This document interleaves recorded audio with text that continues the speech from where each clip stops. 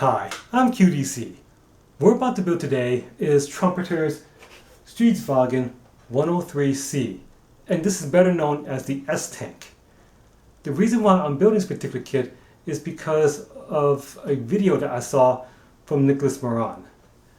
Nicholas Moran is better known as the Chieftain, and he works for a company, a video game company called The World of Tanks. He made a lot of videos about tanks, and in one of his reviews of the S-Tank, the one that I saw, I was very fascinated by this tank. Before, I knew about the S-Tank and never really cared too much about it, but after watching that video, I was amazed about the ingenuity that was really behind this S-Tank.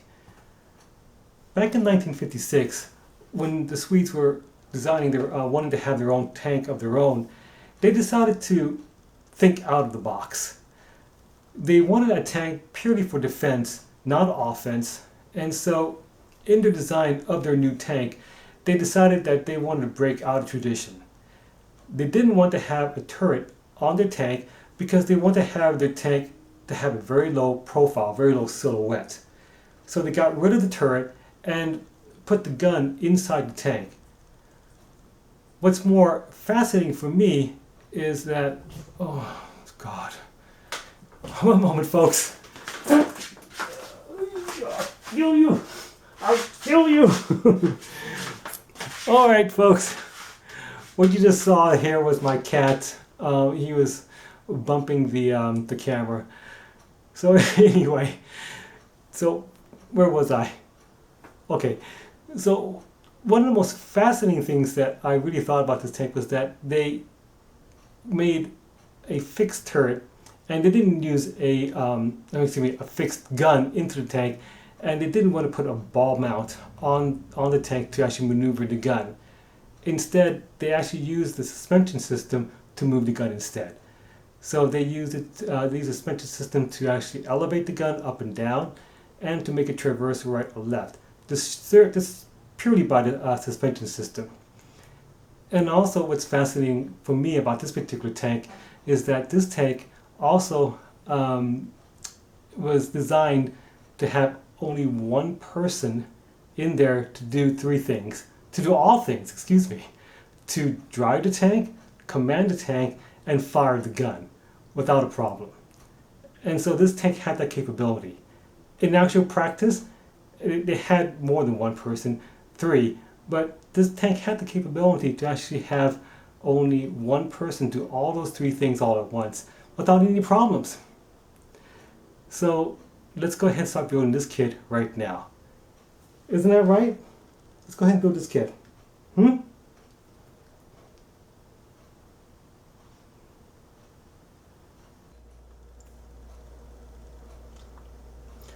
Let's go take a look inside this box.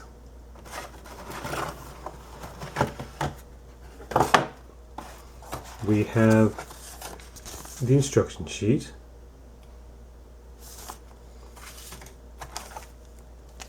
tracks, upper and lower hull,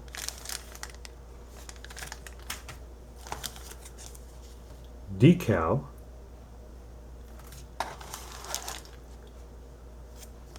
the cupola,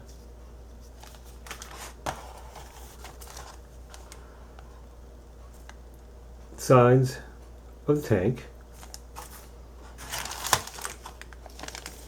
and the wheels.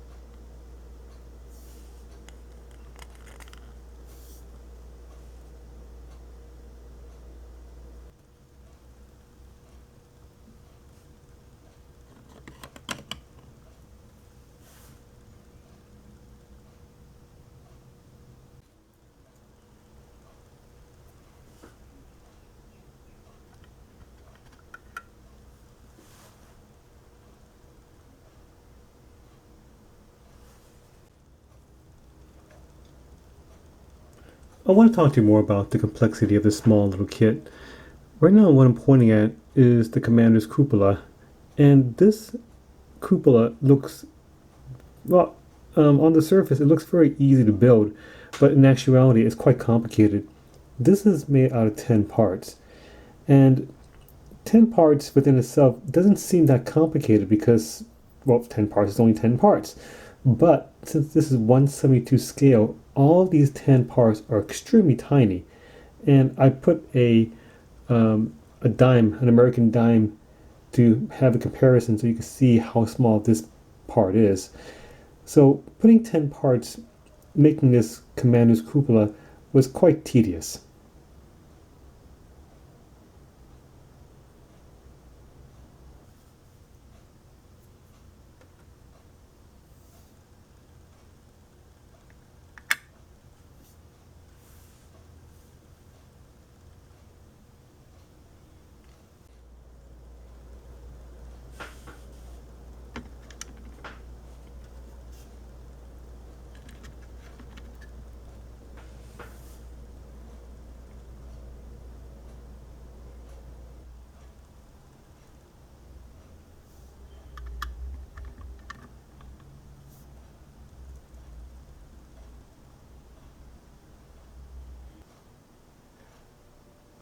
Okay, so we built the model kit, and now it's time for me to show you what I think about this kit so far. Take a look.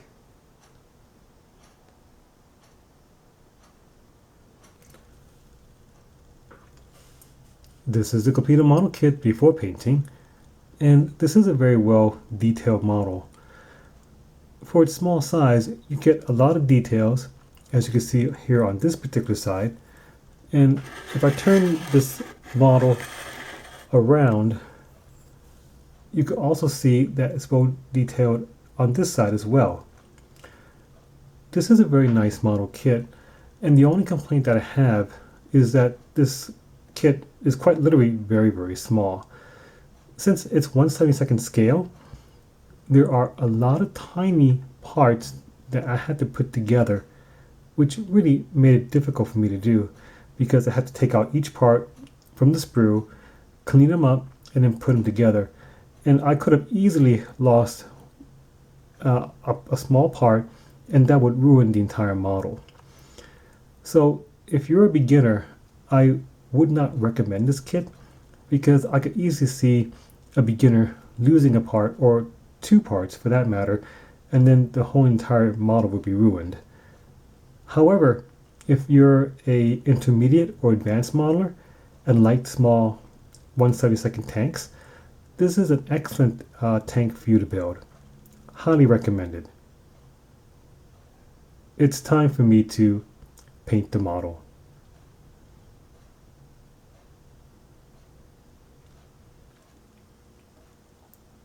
It's time for me to paint the model. I already gave the entire model a coat of black primer, and now it's time for me to use my airbrush and start painting the model with the base color.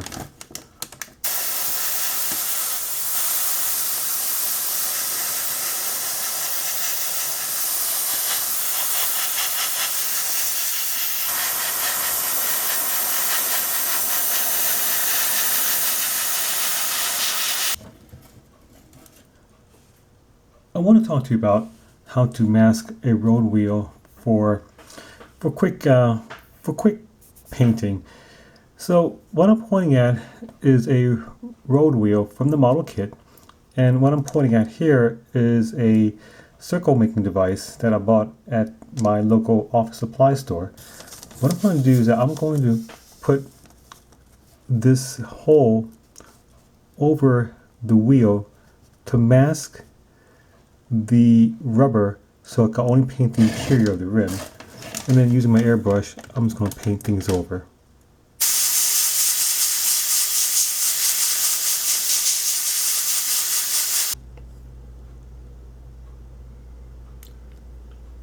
I want to talk to you more about how I painted the tank. If you look at this tank right here, you notice that it's one color. It's all green. But in actuality, there are 4 different colors. If you take a look at a picture of the real S tank, you notice that there's going to be highlights and shadows because there's light shining on top of it. So I tried my best to mimic those different light textures onto this model. So right over here on this particular slope is the highlight. Right on top of the tank is the bright highlights, and on the sides are the base color, and on the bottom are the shadows. And right over here are the actual colors that I use to paint this tank. So again, this is the base color, the highlight, the bright highlight, and the shadows. It's fairly tedious to do a paint job like this, but in my opinion, the results are worth it.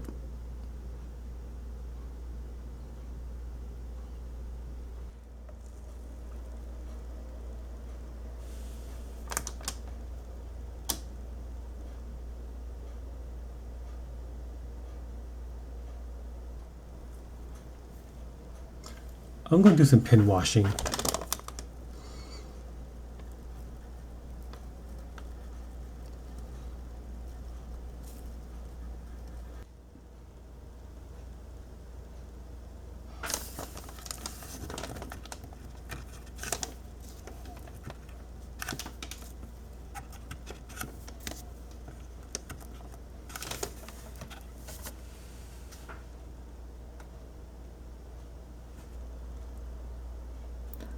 I'm going to paint the tracks. If you carefully take a look at the picture of the real S-Tank, you notice that the tracks are not rust, but a very light brown. And so what I'm going to do is I'm going to use a dry brush technique to try to imitate that. I'm going to brush the entire tracks with a coat of light brown color.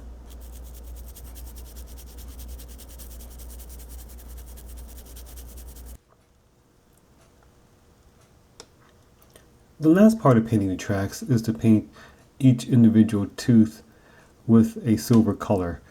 If you take a look at the real tank, if you pay careful attention to the tracks, you notice that each tooth of the link on the track is very bright colored metal. And so I'm going to imitate that by painting silver paint on each link on this model track.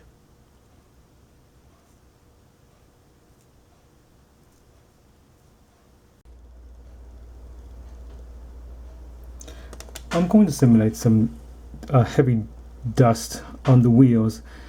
Since this is a small tank in 1/72 scale, the best way for me to actually imitate heavy dust on the wheels is to dry brush the wheels with the same brown color that I did on the tracks.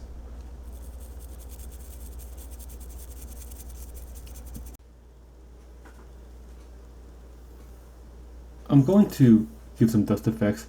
I'm going to tint the entire model with a coat of buff color mixed with a little bit of white.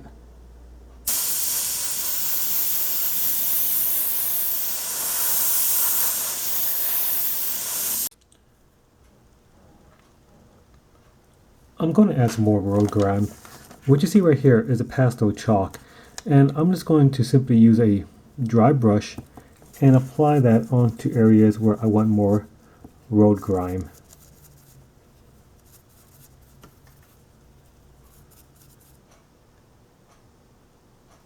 Alright, so we built the model kit, we painted it, we weathered it, and now it's time for me to show you the entire model kit from the beginning to the end.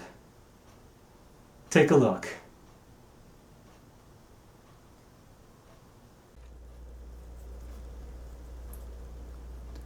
This is the completed model kit after painting and weathering, and this is another fine kit that Trumpeter has produced. For its very small, tiny size, it's very well detailed, and I really truly enjoy all the details on this small, tiny little kit. It's so unusual about this particular tank for all of its main features. And Trumpeter has really created a masterpiece, in my opinion, of this unusual tank in this very small 1/72 scale size.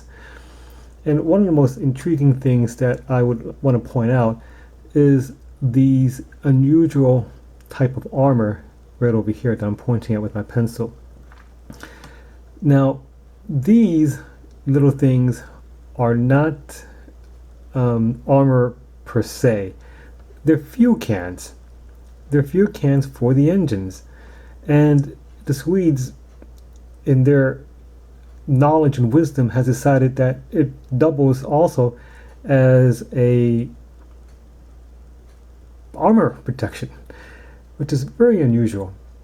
This is a very unusual tank, and this is really an impressive tank that just shows that the Swedes can really think out of the box. And this served for a very long time, as far as my research tells me. It served from 1960s up until 1997, so it had a long life. And it's just a very unusual tank that I enjoyed building.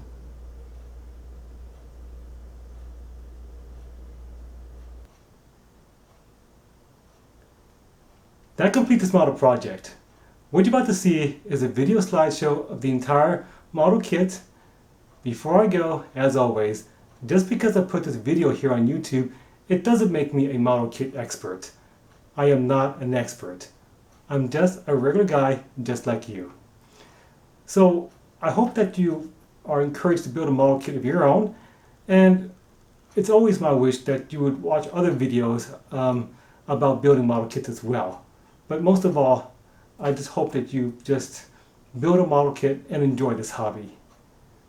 So what I'm going to do is I'm going to add at the end of this video a link to Nicholas Moran's video of the S-Tank. It's very well interesting for you to watch if you want to watch it. So I'm going to leave that link at the end. I'm QDC, and this is my cat. And we both want to wish you a goodbye. All right, tell him goodbye. Tell him goodbye.